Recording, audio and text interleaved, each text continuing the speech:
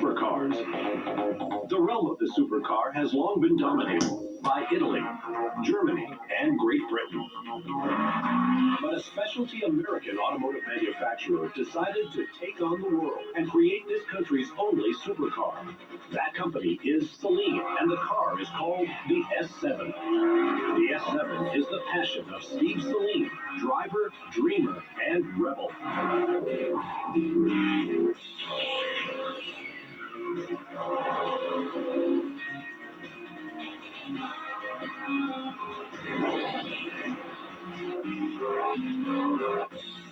In a career typified by taking chances, building the S7 was the biggest gamble of Saleen's career.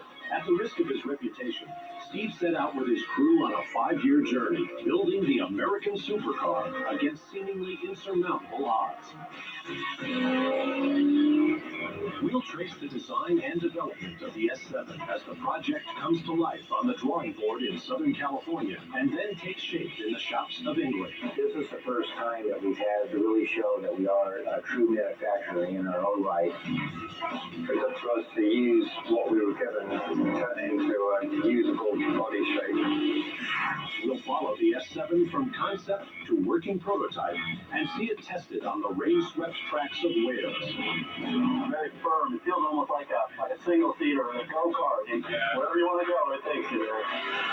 Then we'll be in the pits as this race-bred car takes on the world's best at Sebring, Daytona, and Le Mans. They really have the talent and really have the drive to succeed against literally all odds. And finally, we'll see what owning one of these street-legal race cars is all about.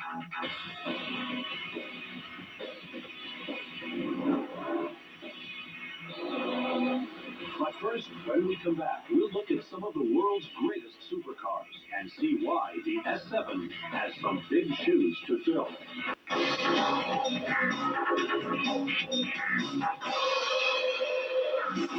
For most of us, a supercar is only a fantasy glimpsed in the pages of a magazine or seen from behind the ropes at an auto show. Those who build supercars know that a market will always exist for the very best. Instead of considering what's affordable, the creators of a supercar only ask what is possible. Most supercars are something that has a mystique about it and has ultimate performance. It's really fast, it really stops well. It's the Cartier, it's the Tiffany's of the automotive world. Italian marque Lamborghini gave birth to the modern supercar era in 1966 with the landmark Miura, boasting a top speed of 172 miles per hour. By contrast, their countrymen from Ferrari didn't produce their first supercar, the F40, until 1987, pushing the speed envelope to 195 miles per hour. The Ferrari Enzo, released in 2002, is the latest supercar to come from Modena. Its top speed is 217.5 miles per hour. Further north in Europe, England's McLaren International entered the market with their road-going British Spitfire, the F1, in 1993, and tested its speeds of over 230 miles per hour. As of 2003, Germany's Porsche produced a fire-breathing monster in the V10-powered Carrera GT, featuring a top speed of 205 miles per hour. And the latest candidate for supercardom is another name with a racing history, the Bugatti Veyron, built by Volkswagen. Its terminal velocity is 252 miles per hour. Certainly, America hasn't been known for its supercars, but we wanted to show that, one, American had the know-how and that we could actually produce it. And we also wanted to build a car that would really be a pretty good benchmark.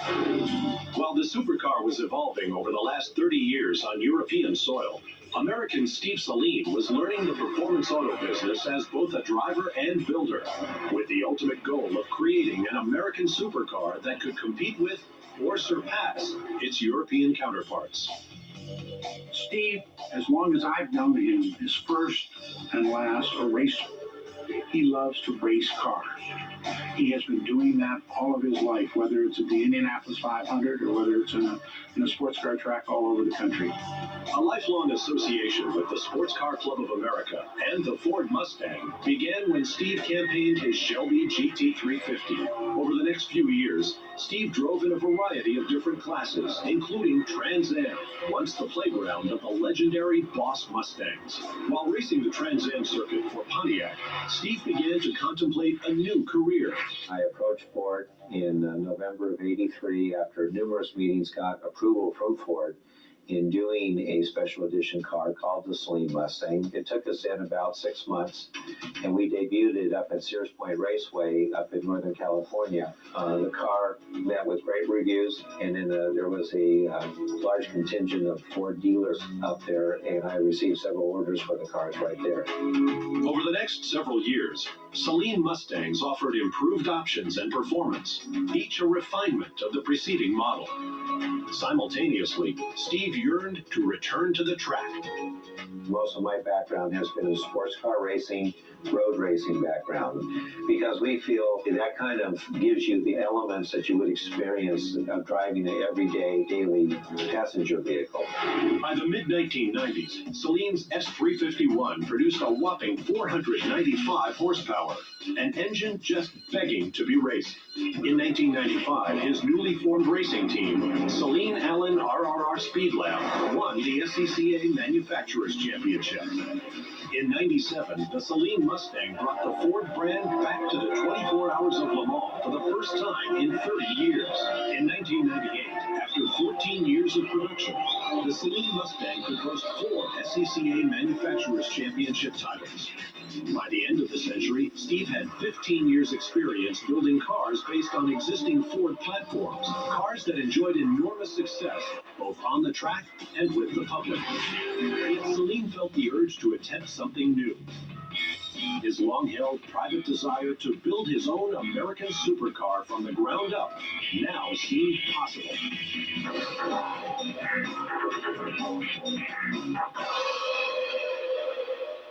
With nearly 20 years' experience building cars based on a pre-existing platform, Steve Saleen felt it was time to build a car, a supercar, from scratch.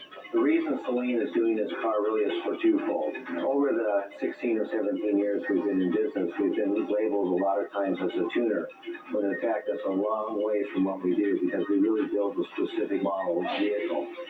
Steve Saleen had done a terrific job over the years of selling and marketing Mustangs to the point where the Saleen Mustang is a cult car. If you're a one-off race for the Le Mans Series or a 24-hour at Daytona is one thing. To build a production car that has to meet federal emission laws and safety laws is such a daunting task. This is the first time that we've had the opportunity to really show that we are a true manufacturer in our own right, and that everything that we're doing from the ground up is 100% designed by Saleen. A significant part of the development of the engine for the car had already been done. Hidden secretly under the hood of the Saleen Mustang was their own V8 engine that produced a ton of horsepower and torque. Steve and I, over the years, had always talked about doing our own engine. The '99 race season and through 2000 with our Mustang, we were running our own engine. A lot of people didn't know it. We weren't putting it up that it was our engine at that time, but that was the development engine for the S7. We were racing the latest version of what the Mustang could go to, what we called our SR wide body. We had widened it, we'd stretched it, we'd lowered it, we'd changed all the engine position. And we'd gone about as far as we could go with the Mustang platform. So we decided that our next step was to build our own car. The beating heart of that new car would be critical to the S7's persona more than anything else. It had to represent both Saleen, the company, and the country it calls home. We wanted a car that was going to be very, very fast, had a lot of torque, not just high RPM horsepower. It's a full aluminum block with steel liners. It's aluminum heads with beryllium seats. So we went to some very, very lightweight parts, and we tried to build the engine as compact as possible. It really was Americana, which is what we wanted this car to be. With the S7's most vital feature well into development, it was time to start putting together the rest of the package. The exterior of the S7 had to complement the heart of the beast. Steve Saleen worked with designer Phil Frank on the original concept. Some of the main signature elements you can see on the front of the car, kind of this predatorial stance. My original concept was like this shark type object. The idea with these cars is that if you're some other driver and you're looking in your rearview mirror and you see this predator coming up on you,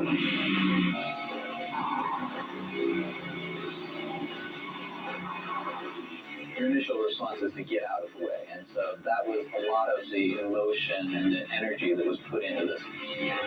Steve and Billy Talley knew they wanted the S7 to be a mid-engine car.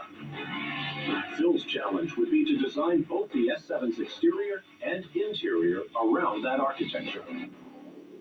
Some of the design challenges you run into with the mid-engine car is that you've really taken the engine from the typical front engine, you put it in the mid, and that in effect pushes everything forward. And when you do that, there's ramifications to the interior, where the wheels are, how much room the occupants have, how much room the driver has.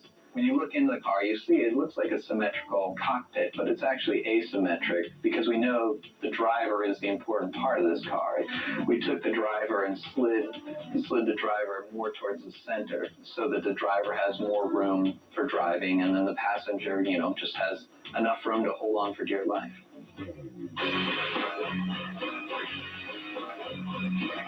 With Phil's classically styled supercar exterior, the S7 screams performance even while standing still. I think from an aero standpoint, you'd have a teardrop would be probably the best aerodynamic form that you could have. However, that would be a hard product to sell commercially, so you have to bring in some styling cues. The S7 really kind of embodies form follows function philosophy, which is, that. It's form, the sculptural form, the long tail, the low nose. It's all about, going through the air efficiently. The perfect example demonstrating this philosophy can be seen in the supercar's vents. The S7 has really been the acclaimed winner of a number of events for years and years. We determined that a supercar needed to have at least 60 vents in it. There's a lot of holes in the front because you got to get air in. There's a lot of holes in the side because you got to get air out. It's this incredible beast destroying air as it goes through the air. We come in at 64, so therefore we classified ourselves as a supercar. It's got a lot of vents. With the body shape established, the Saleen show went on the road to perfect the running gear underneath. When we come back, the S17 goes on a European vacation. With a body design for the prototype S7 in hand, Steve Saleen and his crew set to work filling out the rest of the car. The Saleen team wanted to debut the S7 during the Pebble Beach Concours weekend at California's Laguna Seca Raceway in the fall, a mere 7 months away. It was an unheard of time frame in which to produce a complete prototype. We had a deadline that was set in stone. There was 4 months of actual design time for the exterior of the car. The fastest way to communicate was by fax. Taking a regular sheet and feeding it into my fax, sending it down to Saleen and getting instant feedback. We went quickly from the 2-dimensional wireframe drawing into the 3-dimensional wireframe drawing, and then from there I quickly went in and built the initial surfaces that were then used for a wind tunnel model so we could get more in-depth feedback. When we had the CAD, to the point where I was pretty satisfied with it, I had a 1/5 scale CNC model made so that we could actually evaluate the design off of the computer, which is probably one of the most important things when you're working on the computer. You really have to look at something and touch it and put your hands on it. A full project program like this takes anywhere from 36 to 48 months, and we were trying to compress that into 9 to 12 months. You're comparing a guy who has a shop in California and a shop in Detroit to the resources of a General Motors or a Ford or a Mercedes or a Ferrari. That's remarkable. Steve took the project to Europe to immerse himself and the team in the culture of Formula One. For many years, Great Britain has been the breeding ground for Grand Prix chassis development. While keeping the project quiet, Steve wanted to incorporate F1 technology into the S7. A project of this magnitude cannot be done by any one individual or even really any one particular company. We knew the areas that we were proficient at Saleen, which was in the basic concept, in the design, and then to the manufacturing. The thing with a car like that is how much do they civilize it for the street? Because believe me, you don't want to drive a race car on the street. It wouldn't be comfortable, it'd be fun for a mile. So the trick is still retaining that character of a race car, but you got to make it livable. If a car was purely functional, like our current Formula One car, it would be a pretty ugly thing. Whereas a car like the Saleen has to balance that function with some degree of aesthetic appeal as well. The exterior shape was conceived in America by designer Phil Frank, but the Saleen team in the UK made Frank's design a reality. It was up to us to use what we were given, turn it into a usable body shape. A, first of all, for the wind tunnel model, then B, later on for the actual car itself. We spent a lot of time in the wind tunnel. And in doing the wind tunnel, we found certain things work, certain things don't, to give us low drag, high downforce, good aero. And part of that is what drives a lot of the styling. The air coming towards the front of the car has to decide where it's going, and I say most of it we've tried to spread to underneath the car, but also we like to spread what they go through the intakes as well.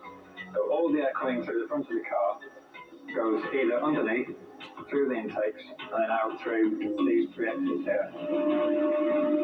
Starting at the back of the car, we have the rear wing, which itself is a fairly simple device, and it provides certain amounts of downforce, and it's there to give the car the right balance which the driver is achieving. Moving slightly forwards, we have the two intakes here. The top one here is for engine oil cooling and also transmission cooling. The lower intake is for the rear brakes, so they're a good device really. We specifically push the styling towards the best package we could compromise between styling and performance in that area. When you're building a supercar and you're only going to build 25 to 36 a year, you don't have the large quantities to get pieces made. It's one of the reasons why the cars are as expensive as they are. One of the things we looked at, and I think that we were not afraid of, was to go directly from CAD programming to a finished product. And that actually has shortened the time frame that typically to take a car of this magnitude to market in half. While much of the car can be designed on the computer, there's plenty of plain draftsmanship that is necessary for designing the hundreds of parts needed to complete the car. I'm really coordinating the team of designers. There's something like 15 people here, and there's a lot of very good ideas and sort of quite interesting and high-tech design concepts going into the car. There's certain areas of the car, like for instance the bodywork, where the efficiency of the computer just can't be beaten, but the good old drawing board that still has sort of a certain type of flexibility that we can't get on the computer. As the various parts are designed and engineered, they are then sent to sub-assembly to be made ready for use on the car itself. So what we're concerned about in this department really is building assemblies that don't ever break. Obviously they get rebuilt when we're running a project, they get rebuilt to certain mileage limits. But all I'm interested in is building things that don't ever go wrong. The car is skinned in layers of carbon fiber cloth, cut, layered, and cured before being attached to the steel space frame. When the engine is finally completed and installed, the car will be ready for the track. It's come a long way in a very short period of time. I was just on the phone a few minutes ago with some people that had visited us about 3 weeks ago, and they were going, boy, there's no way that this is going to get done. But I think a lot of it had already been designed and fitted. It was just, when it's all apart, it looks like it's a long ways to put it together. But the crew here has done an excellent job, and I'm really quite pleased with the outcome. While the crew races to complete the road version, version of the S7 in time for its debut during the Pebble Beach Concours weekend at Laguna Seca Raceway. Steve and the team take the race version of the car to the track at Pembry to see how well it runs. When we come back, the S7 takes a few hot laps in the cold Welsh countryside.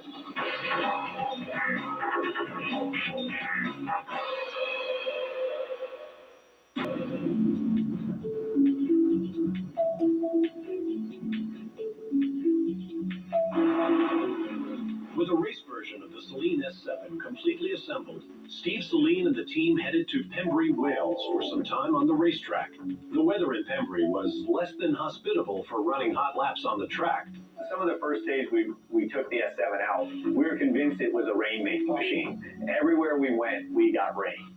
But in terms of shaking out the car, the foul weather is not entirely useless. Steve oversees that last bit of preparation necessary to get the S7 out on the track. Driver Ron Johnson is the first to have a go with the new car. We knew some of the things it was going to do, but you never are quite sure on how the aero is going to work on the race car. Steve, Billy Talley, and the team look on nervously as the car takes the track, and the sound of the 7-liter pushrod V8 echoes through the Welsh countryside.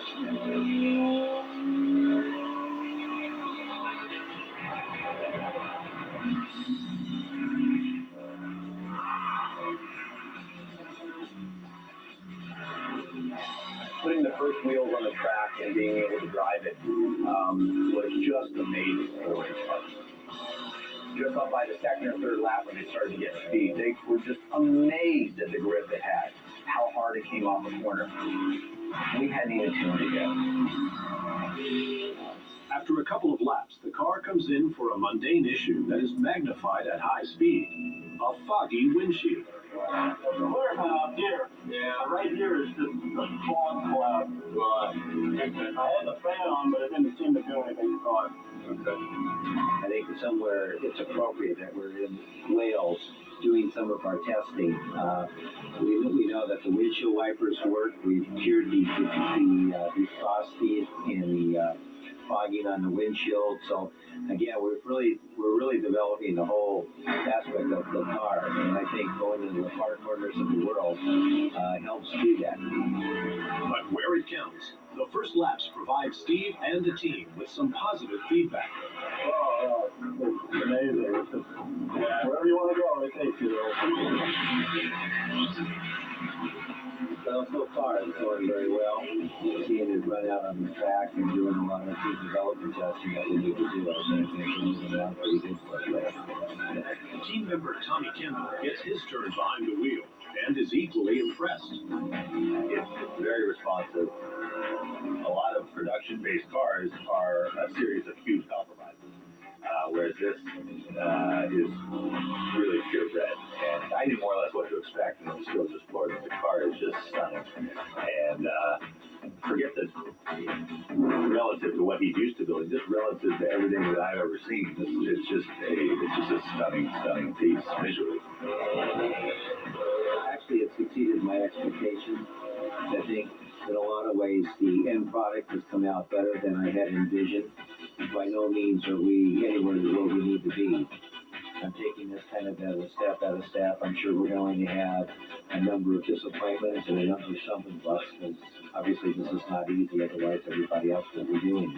Unfortunately, at this circuit, we really don't have a good benchmark, so we don't know how fast is fast. All I can go is really by the driver's feedback by testing and by doing it under all extreme weather, extreme circumstances, that in the end will give us a car that we'll all be proud of, both on the track and especially on the street.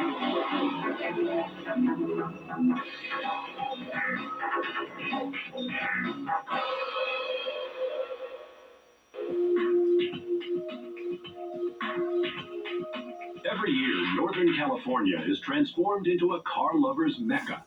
The renowned Pebble Beach Concours caps off a weekend of car worship that also includes the Monterey Historic's vintage car races. The Saleen team thought the fabled Laguna Seca Raceway track, which has played host to the world's greatest sports cars, was the perfect place to launch the S7. Everyone associated with the project is tense as the months of hard work are finally being brought to light. We've had a number of people in that we previewed parts of the car too, and everyone says, this doesn't look like a Mustang, or geez, what platform did you build this off? And it is a dramatic surprise. Everyone has not been prepared for it, had no idea we were doing this level of a vehicle. And once they looked at it in the detail and refinement and the amount of engineering and design that has gone into this, I think they walked away with a whole different impression of where we've been. The assembled crowd is expecting a Ford Mustang-based vehicle, but they have no idea what awaits them. Crucial team members stand alongside Steve and bask in the glow of this long-anticipated moment. Today, like very few people, were able to live a dream. The S7 is unlike anything we've ever produced before. Our goal was to design, engineer, and manufacture a car that can take on the fastest, quickest, most exclusive, most exciting cars in the world. Ladies and gentlemen, the 2001 Saleen S7.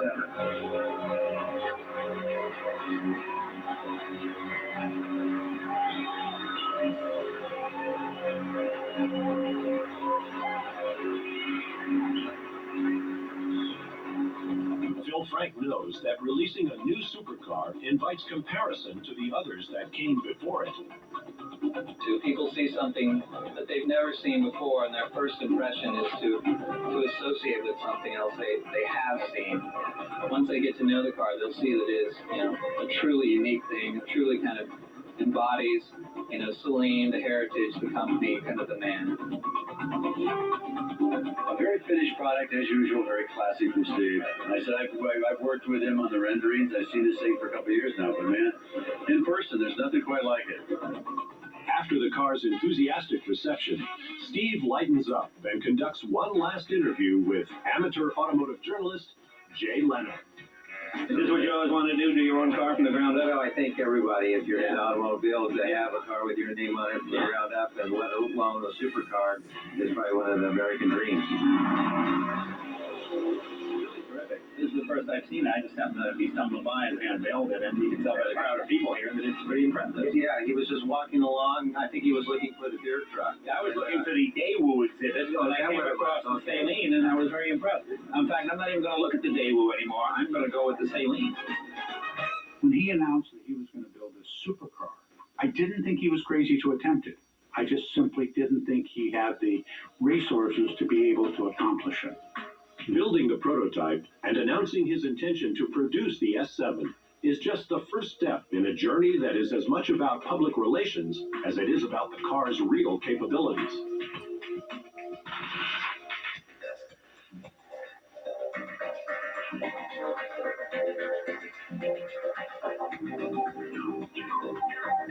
The next step in the process to establish the S7's reputation would take the Saleen team back to Le Mans, France, and the world's greatest sports car race.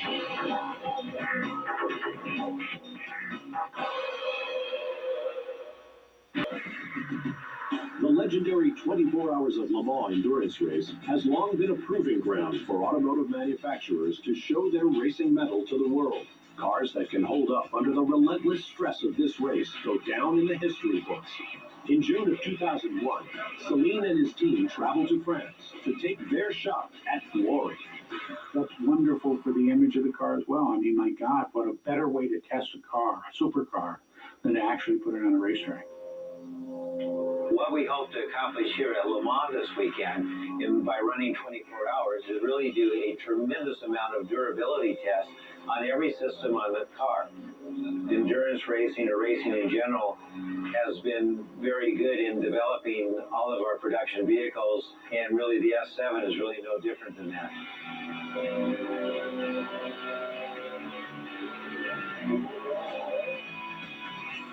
We have found that when you put a vehicle under the rigors of racing, it actually ends up coming out to have a direct impact on the production car if it's a production-based vehicle.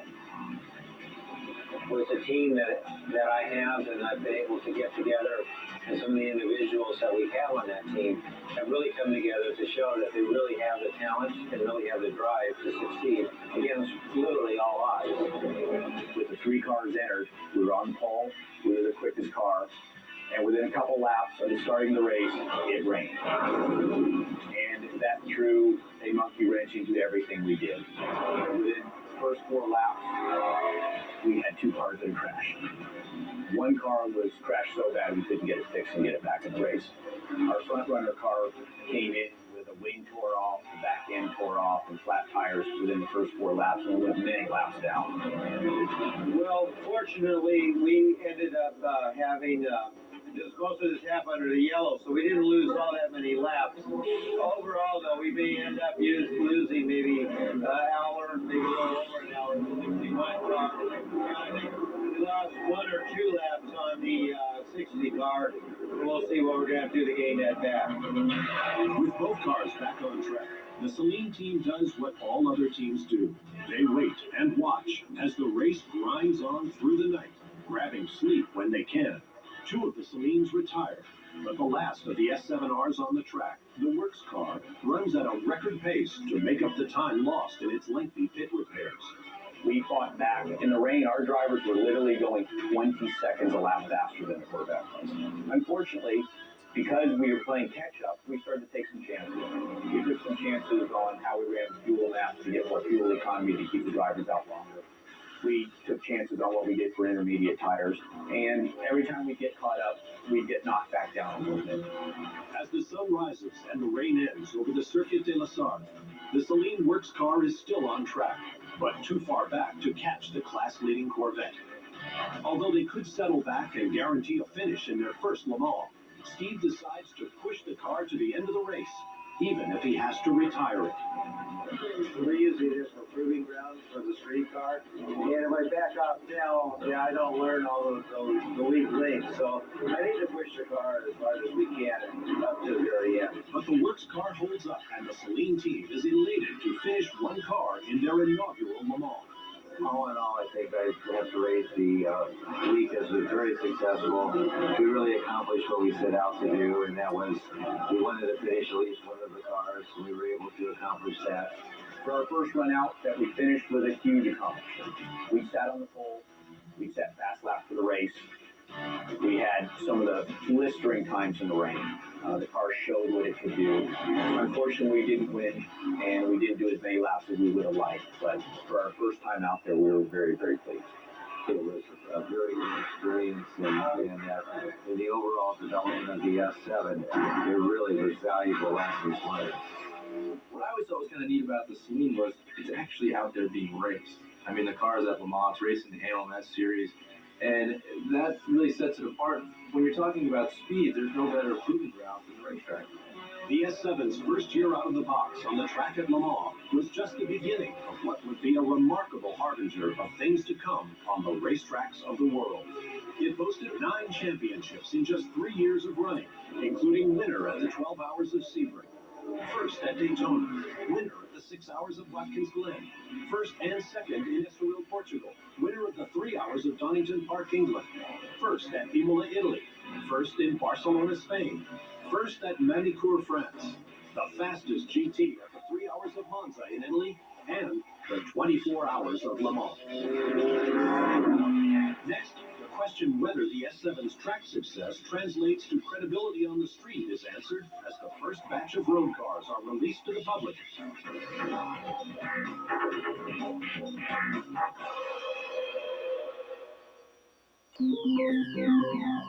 With a racing pedigree well established and orders for cars coming in at a rapid pace, the Saleen production facility in Southern California is operating at full bore.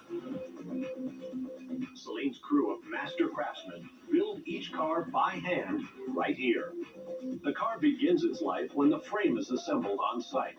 The frame is numbered, and that number lives with the car as it makes its way through the manufacturing plant. Similar to aerospace technology, the body panels are made 100% of structural carbon fiber formed in an autoclave, basically a pressurized oven that heats and forms the panels to make them exceptionally strong and light. A cart is created for the car that will accompany the chassis on its journey around the factory, carrying its myriad of parts. Technicians sand and sculpt the parts in preparation for painting and attachment to the frame. Over in the Speed Lab, the engine goes through its own precision checks and is dyno tested. Each and every engine is developed and manufactured by Saleen at Saleen, making them unique in the world of supercars. After the engine is assembled, it's ready for its marriage to the drivetrain. Most of our parts the customer will never see. They're almost pure jewelry. We have so many billet items that are CNC from large, literally a couple 100-pound chunks of material that are then whittled away into 12 to 15-pound pieces of material. We fit it, we've done it, and in less than a week we've got the car done. The engine is Saleen's own, an all-aluminum V8 with 7 liters of displacement, producing 550 horsepower and 500 pound-feet of torque. With a curb weight of 2,700 pounds, the S7 boasts mind-blowing acceleration. It accelerates like a dragster. It pushes your head back. It is amazing the amount of hookup acceleration it has.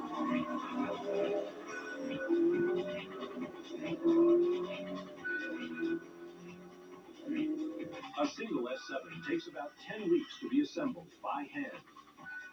Every part of the car that can be manufactured on site is done so, including the interior, which is sewn by hand. When you come and you bought your S7, you come to the factory and you actually get custom fit to the seat and the pedal box, where we actually go in and fit the pedal spacing to your feet and fit the seat bolsters right to your body. Other luxury items befitting a car priced in the mid-6 figures are custom-made fitted luggage, rear-view video camera, and GPS. The S7 is just about ready to hit the streets.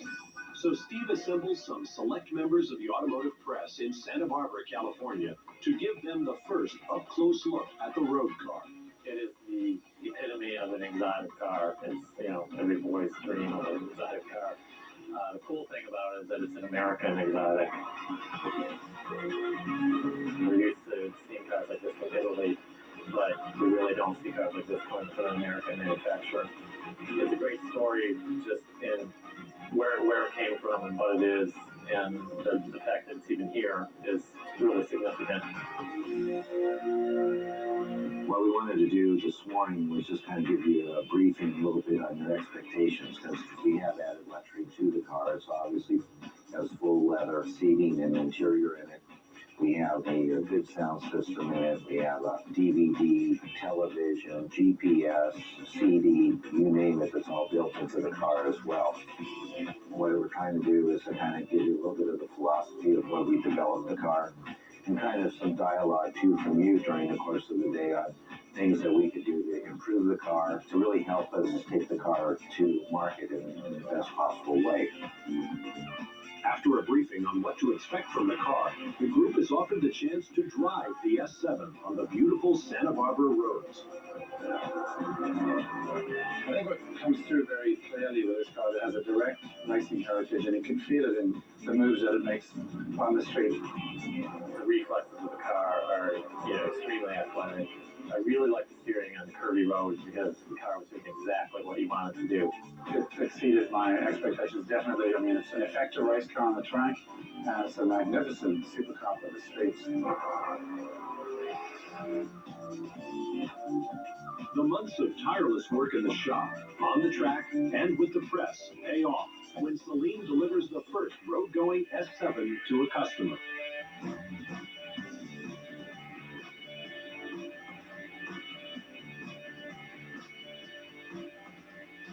Obviously, it was a very emotional day personally.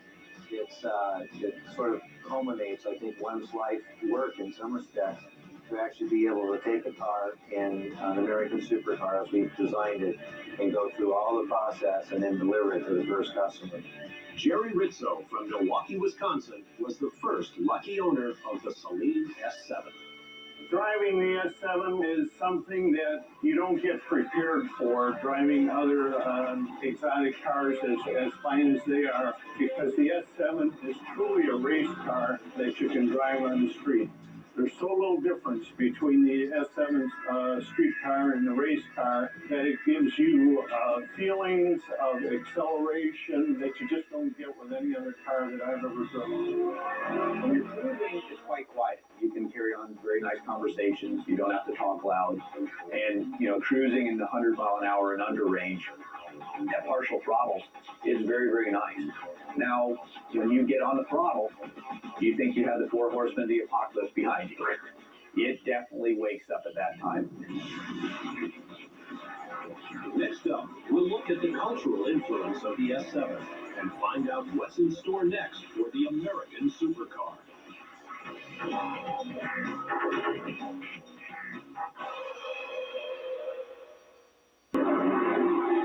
For the past 20 years, Steve Saleen has been racing and building cars. The thing that I find amazing is that Carroll Shelby, a good friend of all of ours who is an icon in this business, created 200 or 300 Cobras. But he didn't create them. He had a company in England that had already started to manufacture them. And what he did was he took an existing chassis and body and interior and wiring, and he stuffed a Ford V8 and running gear in it. And then he stuffed an even bigger Ford V8, and he created this car that has now been recreated 1,000 times. Steve Saleen started from scratch. He designed the car, he's engineered the car, and he's manufactured the car. Steve Saleen puts his own name on every one of the cars he builds, from the Saleen S281 to the Saleen S7. The name Saleen is the premier automotive lifestyle brand, and much, much more. We built a lot of cars. We built some approaching well over 8,000 vehicles that we're building. And it is very gratifying to see Saleen going down the freeway, whether it be a Mustang or an S7 or an Explorer. In the years since the rave reviews at the S7 debut at Pebble Beach, there's been no stopping this American supercar in pop culture. It has appeared on multiple magazine covers, featured in commercials, music videos, on television, and in movies like Bruce Almighty as God's Car.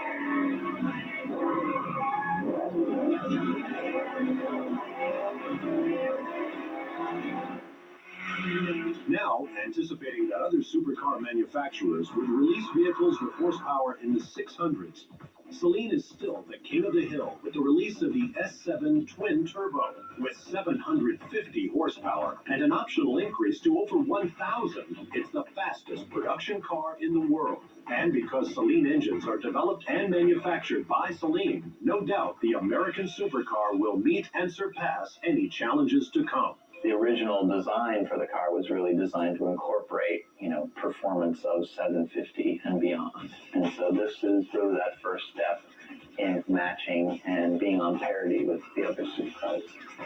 Steve Saleen's working relationship with the Ford Motor Company also continues to thrive. In 2003, Ford chose Saleen Incorporated as one of the key suppliers to the Ford GT.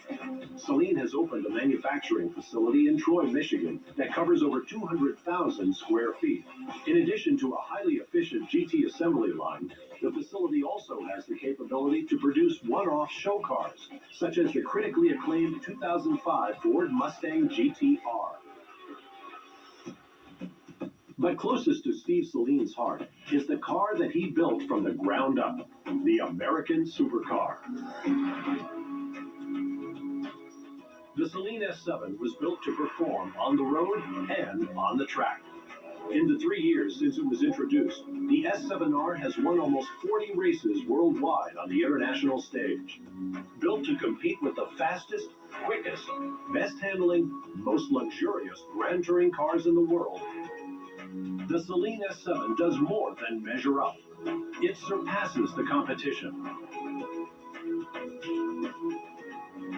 And it is all due to the dreams and passion of one man, Steve Saleen, who put the American supercar on the map and on the road.